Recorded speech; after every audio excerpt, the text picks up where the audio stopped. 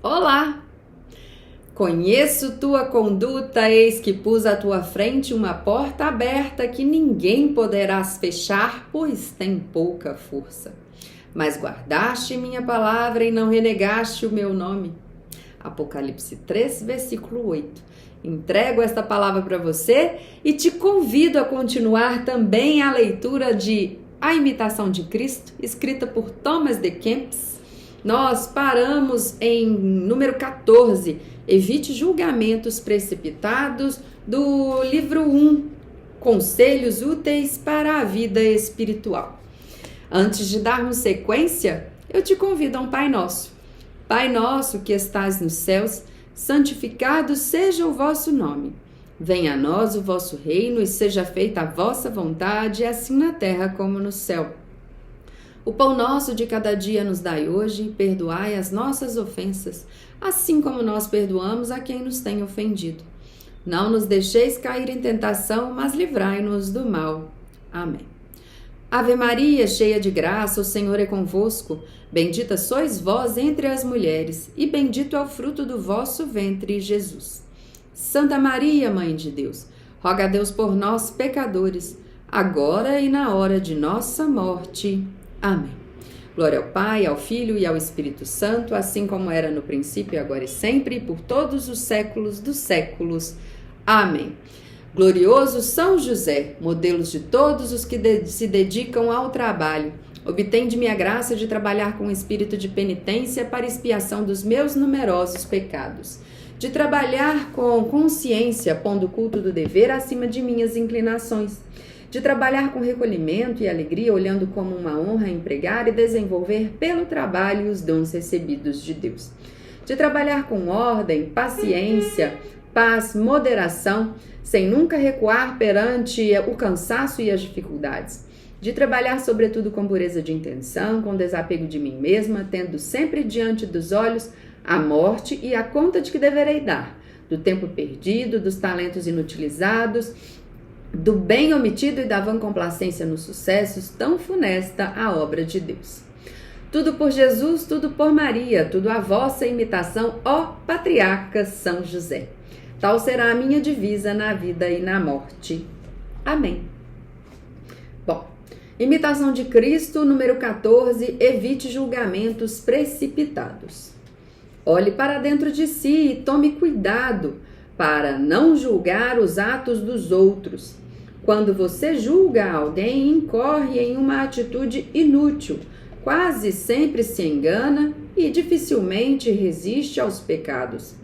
Mas quando o homem julga e examina a si mesmo, o resultado sempre é frutífero. Quase sempre julgamos as coisas conforme imaginamos que sejam, porque o amor próprio nos priva facilmente do juízo verdadeiro. Se Deus fosse sempre a intenção pura de nosso desejo, não seríamos transtornados com tanta facilidade, apesar da oposição de nossa mente carnal. Às vezes, porém, alguma coisa nos espreita dentro de nós ou algo fora de nós que nos atrai. Muitos, sem saber, buscam em segredo vantagens para si naquilo que fazem. Eles parecem viver tranquilamente quando as coisas acontecem de acordo com sua vontade e sua opinião. Mas se alguma coisa contraria seu desejo, no mesmo instante se alteram e ficam bastante irritados. As diversidades de julgamentos e de opiniões muitas vezes provocam dissensões entre amigos e compatriotas, entre pessoas religiosas e devotas. Hábitos antigos são difíceis de abandonar e ninguém deseja de boa vontade ir além de seu modo de ser e ver as coisas.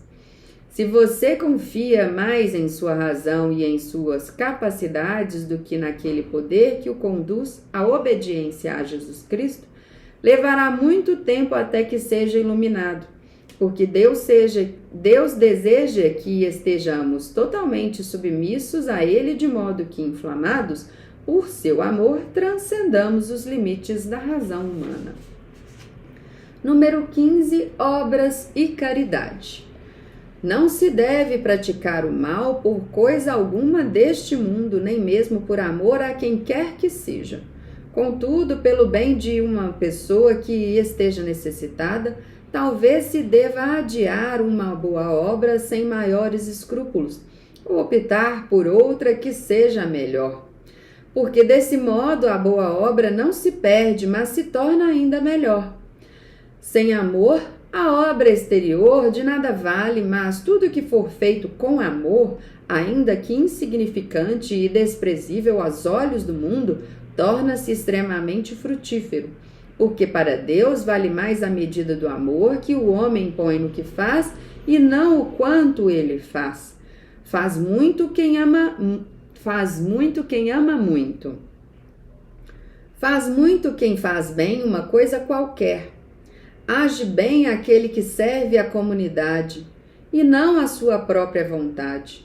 Com frequência, o que parece ser amor é obra da carne, porque a inclinação natural, o desejo próprio, a esperança de recompensa e o desejo de seguir nossos interesses dificilmente nos abandonam.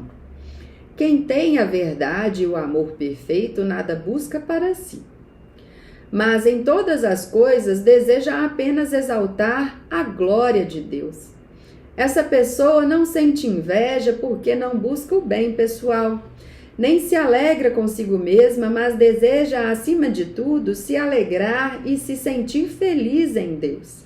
Essa pessoa não atribui bem nenhum a outros homens, mas a Deus apenas, fonte da qual provém tudo de bom e quem é. Por fim, todos os santos descansam no mais elevado grau de satisfação.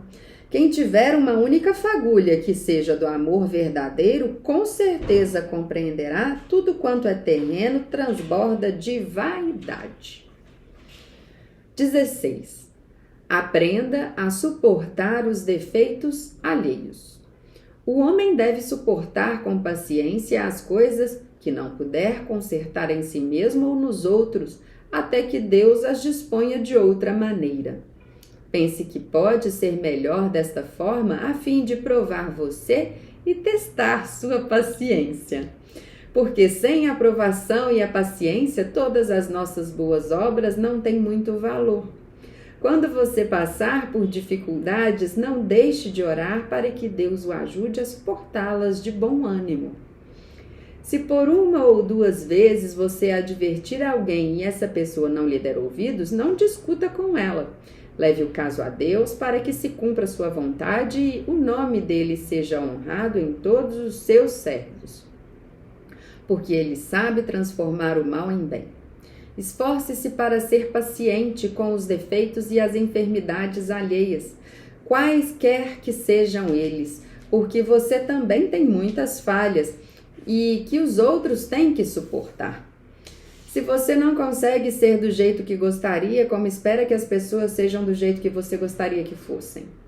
Queremos que as pessoas sejam perfeitas, mas não nos aperfeiçoamos. Queremos que os outros sejam corrigidos com rigor, mas nós mesmos não nos corrigimos. A liberdade exagerada dos outros nos incomoda, mas não admitimos que nos neguem nossos desejos. Queremos que os outros sejam submetidos às leis severas, mas de modo nenhum queremos que alguém restrinja nossa liberdade. É evidente, portanto, que raramente pesamos nosso próximo na mesma balança em que pesamos a nós mesmos. Se todos os homens fossem perfeitos, o que teríamos de suportar do nosso próximo por amor a Deus? Deus, porém, ordenou que aprendêssemos a levar os fardos pesados dos outros. Gálatas 6, versículo 2. Porque não há ninguém que não cometa erros. Nenhum homem se basta a si mesmo, por isso temos de suportar, consolar, ajudar, instruir e admoestar uns aos outros. E nas adversidades que descobrimos o tamanho da virtude e da força que temos. Não é a ocasião que torna o homem fraco, ela simplesmente revela quem ele é. Número 17. A vida isolada. Em muitas coisas você deve aprender a vencer sua vontade própria se quiser ter paz e viver em harmonia com as pessoas.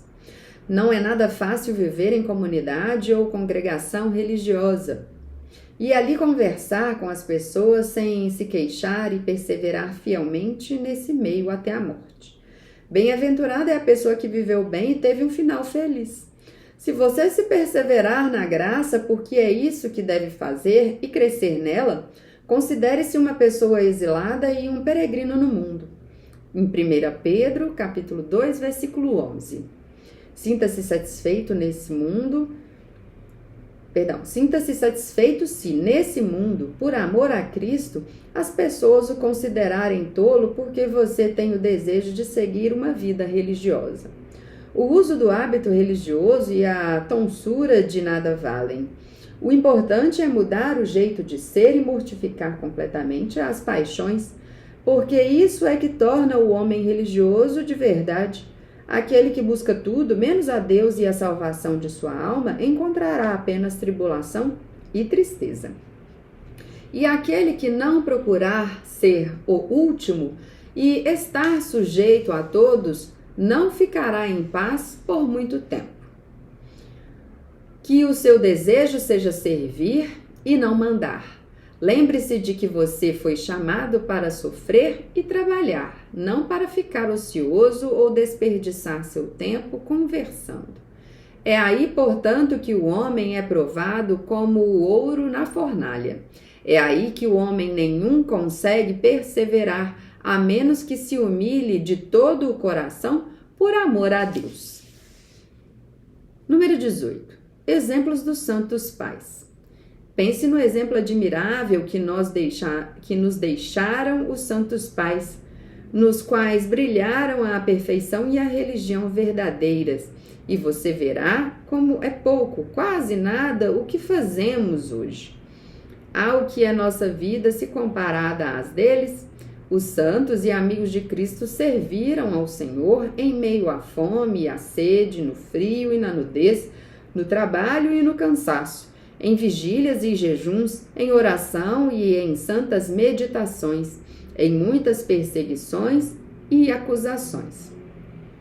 Quão dolorosas tribulações sofreram os apóstolos, os mártires, os confessores, as virgens e todos os demais que se esforçaram para seguir os passos de Cristo, pois eles odiaram a vida neste mundo para que pudessem conservá-la para a vida eterna. Em João 12, 25. Ah, que vida austera e cheia de renúncias viveram aqueles santos pais no deserto. Por quantas tentações terríveis e sem fim passaram. Tantas vezes foram atacados pelo inimigo. Quantas vezes oraram com fervor a Deus. A quantas abstinências rigorosas se submeteram. Que zelo e atenção para com seu progresso espiritual. Que duro combate para vencer seus desejos. Quantas intenções puras e elevadas os mantiveram na direção de Deus. De dia, trabalhavam. À noite, oravam sem cessar. E mesmo quando trabalhavam, não deixavam de orar em sua mente. Passavam o dia todo em atividades úteis, as horas pareciam não bastar para o serviço de Deus, e por conta da imensa doçura que encontravam na contemplação, esqueciam-se de que era preciso conforto para o corpo. Renunciavam a toda riquezas, às dignidades, honras, os amigos e aos parentes. Nada queriam que pertencesse ao mundo, raramente se preocupavam com as coisas necessárias ao sustento da vida. E sofriam quando tinham de servir às suas necessidades físicas, mesmo quando era preciso. Eram pobres em bens terrenos, mas ricos em graça e virtudes. Por fora, não possuíam nada, mas por dentro tinham o refrigério da graça e da divina consolação. Eram estranhos ao mundo, mas desfrutavam da amizade íntima e familiar com Deus. Não davam importância a si mesmos, e o mundo os desprezava, mas eram preciosos e amados aos olhos de Deus. Estavam alicerçados na humildade verdadeira, viviam em simples obediência e andavam em amor e paciência. E por isso diariamente eram enriquecidos em espírito e alcançavam grande graça aos olhos de Deus. Serviam de exemplo a todos os homens religiosos e deveriam nos incitar a buscar a excelência espiritual mais do que os mornos nos incitam à negligência. Ah, quão grande era o fervor das pessoas religiosas no início de seu santo propósito! Com que devoção se entregavam à oração! Que ambição de superar os demais em virtude! Era rígida a disciplina que florescia então. Com que grande reverência e obediência observavam todas as coisas, submissos a seus superiores. Suas pegadas ainda permanecem e testemunham que aqueles eram, de fato, homens santos e perfeitos que, lutando bravamente, convenceram o mundo. Hoje, para alguém ser considerado grande, basta que não transgrida, que suporte com paciência o encargo que assumiu. Quanta mornidão e negligência nos dias de hoje! Bem depressa abandonamos nosso antigo fervor e damos lugar à preguiça e à fraqueza de espírito que tornam nossa vida enfadonha. Queira Deus que o desejo de progredir nas virtudes não tenha adormecido em você, que inúmeras vezes viu tantos exemplos de pessoas devotas e religiosas. Bom, vou finalizar aqui no 19, o próximo será Exercícios do Bom Religioso. E fico muito feliz de terminar com essa última frase: queira Deus que o desejo de progredir nas virtudes não tenha adormecido em você, que inúmeras vezes viu tantos exemplos de pessoas devotas e religiosas. E eu fico feliz, apesar de não dever, né?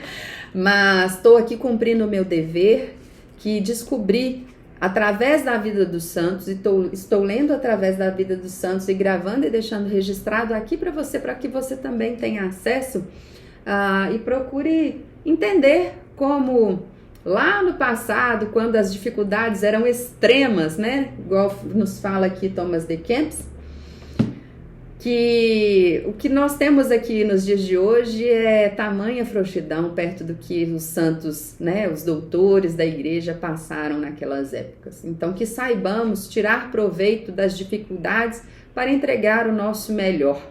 Cada um em seu lugar, cada um naquilo que compete, mas sempre se esforçando. Bom, se você curtiu essa leitura, curta, compartilhe com quem mais você acredita que precisa aí permanecer e perseverar na caminhada de volta.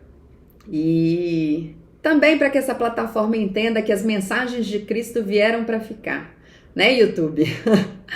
Bom, nos vemos no próximo vídeo. Até mais!